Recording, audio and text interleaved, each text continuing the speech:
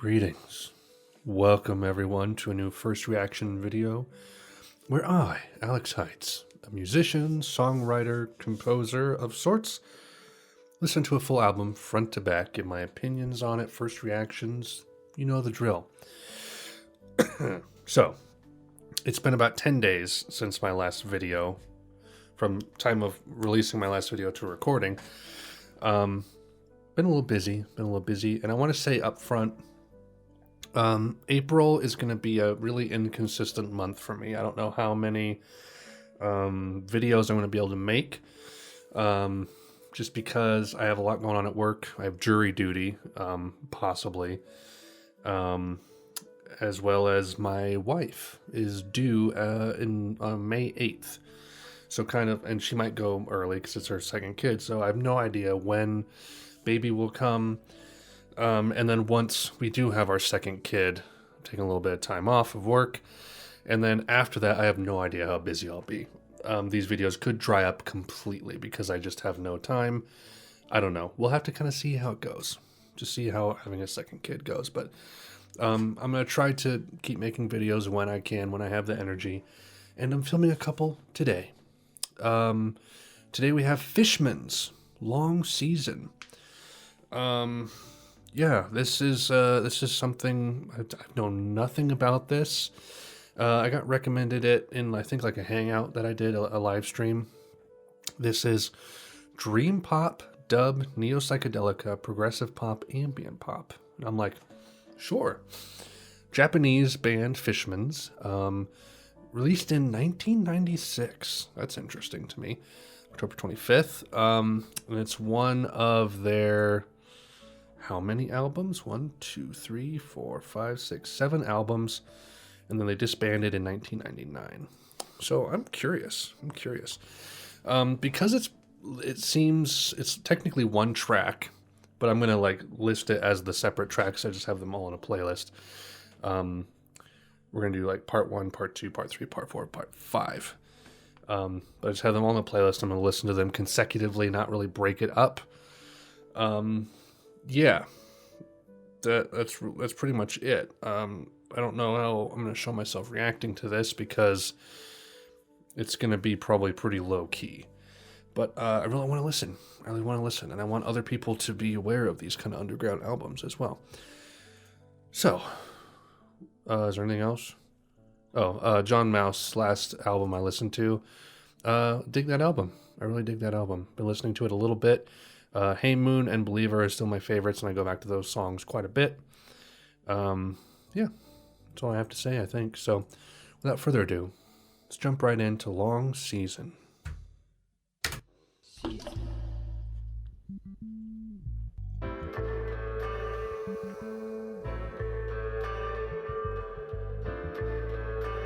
I really dig this production. It's got a nice amount of bite to it.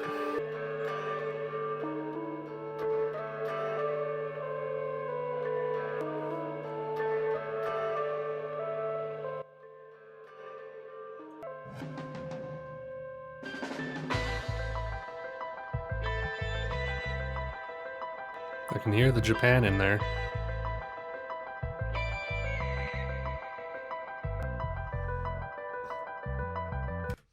I'm going to say the way I'm going to edit this video is probably going to be it might actually be a pretty short video, honestly, because with these repetitive, with post-rock albums, ambient albums, because they're so repetitive, I'll probably only be showing music changes. So it's when a new instrument comes in or when the entire phrase shifts and the composition changes, that's the kind of stuff I'm going to show. But if it's the same groove or mood for 2 minutes, I'm not going to show 3 5-second bits of that. So prepare for this one to be a bit shorter. I don't know how it's going to turn out, but we'll see.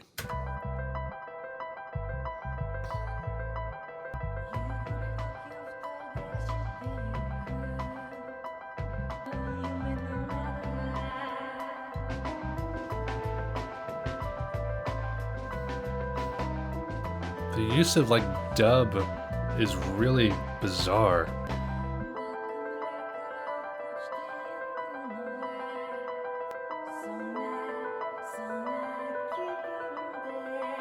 fascinating mixture of melodic styles on top of one another.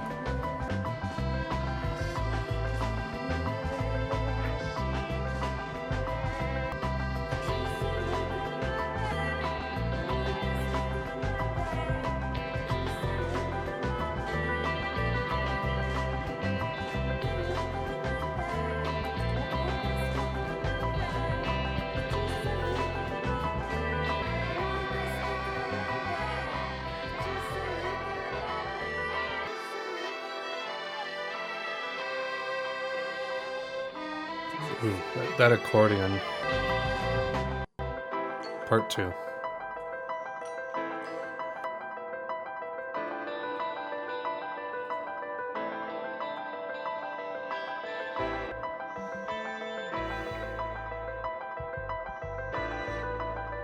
This repeating piano is like such a foundation. That piano has like stayed there the whole song so far, the whole album. And I'm really curious to see if it stays for the whole thing, because it's like been really foundational. Not even like in a like a bassy kind of way. It's just everything's been kind of hinging around that and works with it because it's like one of the first things that was introduced. It's cool.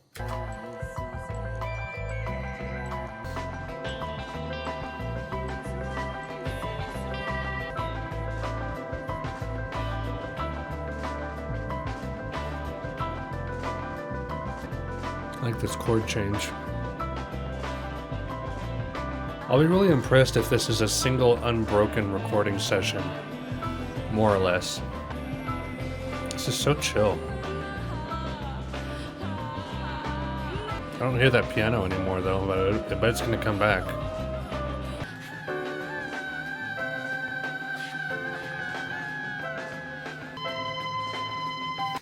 I like that it's not a dissonant album.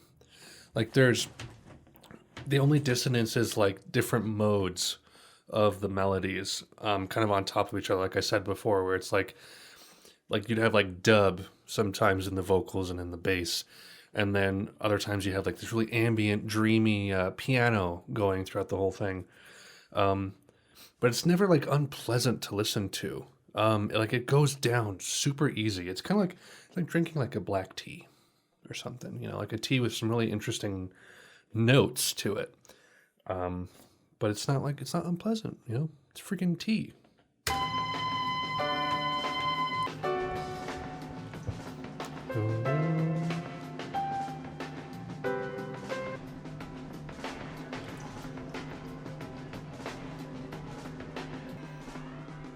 Part 3.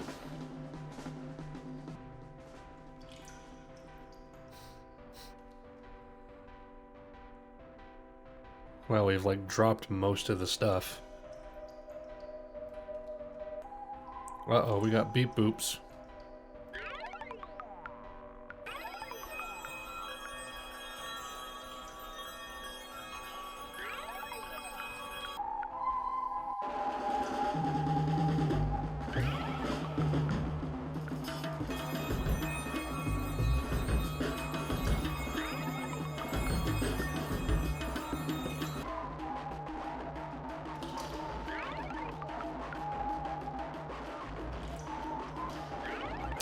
This has been a funky track. It's kind of like an interlude. I gotta say though, like one thing I like about like Lift Your Skinny Fists, the Godspeed album, is its background listenability. Because like if you're like a super attentive music, pretentious, I love music, I'm gonna put down Lift Your Skinny Fists on vinyl and just sit and smoke my pipe and drink whiskey while I listen to the whole 90-minute album and not do anything else, just listen. I'm not like that per se. I kind of did that when I first listened to the album, but ever since then it's been a background album. It's like if I'm working on something else, like doing menial tasks, like leg work of editing something, and I'm feeling kind of in that gritty mood, I'll put on a post-rock album like that. But I like albums like this too, and it's like I've talked many times about the first two Wild Nothing albums and how I would listen to them on repeat when I played Dark Souls, and I've listened to them on repeat when I've done other stuff too. But I like the this is kind of like a middle ground where it's dream poppy, but it's also like a complete front to back album experience, and it's not like individual songs with different structures and lyrics for each one, like a typical concept, whatever you would call it, normal standard album would be. So I'd like to be able to discover more albums like this that are more like album arc, kind of long arc type of music compositions, but that aren't like intense or demand some level of intensity or attention from you. This is a nice middle ground where it can go on in the background, and it's just kind of a song that just goes in one direction for 35 minutes and is pleasant. It's not, intense. I'd like to be able to discover more albums like that. So if you guys know of any, I'll gladly listen. And not necessarily like ambient. It's like I don't want to listen to, oh gosh, what's it called? Stars of the Lid. Yes, they have an album which is really good, and their Refinement of the Decline. It's a 2-hour long ambient minimal drone album. Fantastic, but it's so minimal that I don't really just want to put it on and listen to it because it's just like, eh. Same with other ambient albums too. It's like I've listened to part of Ambient 2, I think, by Brian Eno, the Airplanes one, music for airports. And that's also just kind of like, it's just, there's not enough there. So this at least like kind of grabs my attention and I'm able to like kind of get into it. But it's not like, Godspeed where you feel like buildings are being destroyed and you're listening to it live. So if anyone has albums like this specifically, like what I just described, please let me know in the comments. I'd love to hear more albums like that.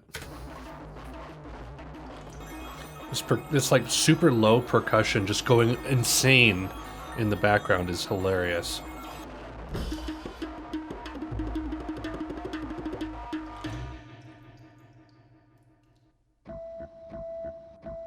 Part 4. Kind of a nice split there.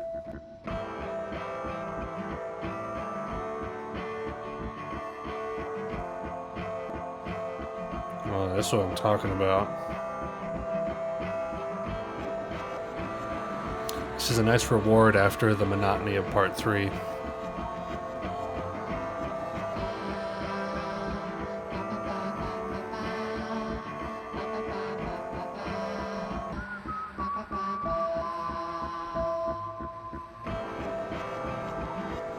I find it fascinating how sparse this part is. Like, it's not building up to anything.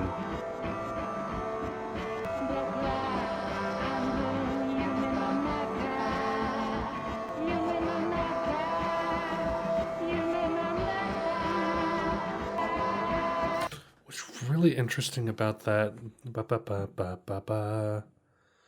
that melody, it causes the chords to like, because the chords feel like they're rising to something on their own, but like the vocal melody like brings it back down in arcs, because like it goes ba ba ba ba ba ba ba ba ba ba ba ba ba ba ba ba ba, and so rather than like continuing to climb, the vocal melody like descends again, and I always expect it to like go up and up. Ba, ba, ba, ba, ba, ba. But it doesn't. It's crazy. I think that was thunder. I don't know if that came through on the mic. I just wanted to say that I find that interesting. And it's almost unsatisfying in some way. But as a musician, I don't know how this is for other people, like casual music listeners who know nothing about music or music theory. Sometimes when I hear chords or a melody like first introduced, I hear a new chord or a new note and I like my mind thinks like, oh, this one's next, And sometimes that's really satisfying, like when you have a melody in your head that's like, oh, that's awesome. And then you hear it and it's like, oh, they went with the right melody. And sometimes it's really disappointing when you're like, I can see like 50 notes ahead in this melody because it's so cliche and derivative and contrived. And then it does that and you're like, oh, it's a mainstream pop song, what I expect. But this music isn't doing that. It always throws me off every time. He goes, ba ba ba ba ba ba ba ba ba ba. Sorry, I feel like I'm talking a lot about very specific things, but what do you expect? Part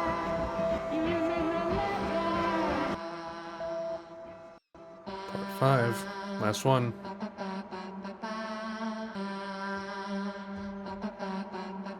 They're really building on this one. Reset. It's back. It's coming back. Do you hear it? Godspeed has snuck in with these violins for a quick second. I like just the solo piano coming back.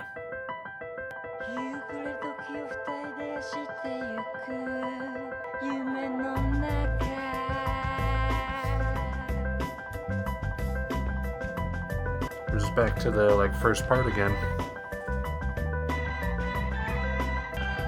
Is this like a distorted organ?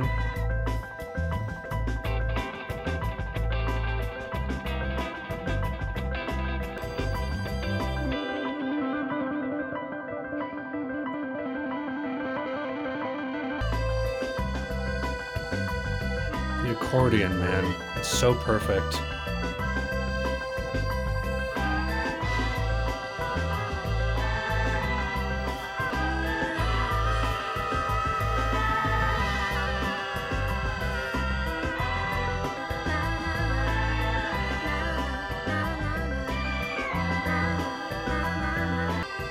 Beautiful blend of instruments.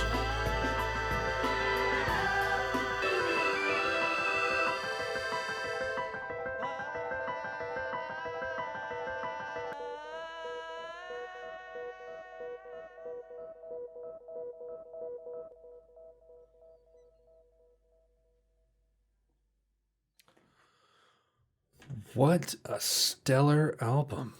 Wow. I was kind of blown away by that. I've never heard anything like that before. That was cool. Yeah. I would say that, I mean, I'm not going to pick apart part 1, part 2, but part 3 is probably my least favorite just because it was mainly ambient. It was just samples and noises. Just kind of a transition track from part 1 and 2, which are pretty similar. They're practically the same movement. And then part 3 kind of bridges that to 4, and then 5 returns to the themes in parts 1 and 2. But as a whole, I really dug it. I liked it a lot, actually. That's like I said, something I can put on in the background and just vibe. Just vibe. Great. I might check out some more of their stuff in my downtime, actually. I probably won't react to them again. Because it seems like all the other stuff is a little more obscure, and I'd rather just kind of listen to them casually. So thank you to whoever first recommended that to me. Really good. Okay, so that is it. I'm going to record my second video now. I'm not going to say what it is because I want to surprise you guys. Spoilers, it's another short album. It's 33 minutes, I think. But I'm going to do it. Yes. So, please comment in the comments section if you've heard this album before, what you think of it, what you think of Fishmans, and like the video if you enjoyed.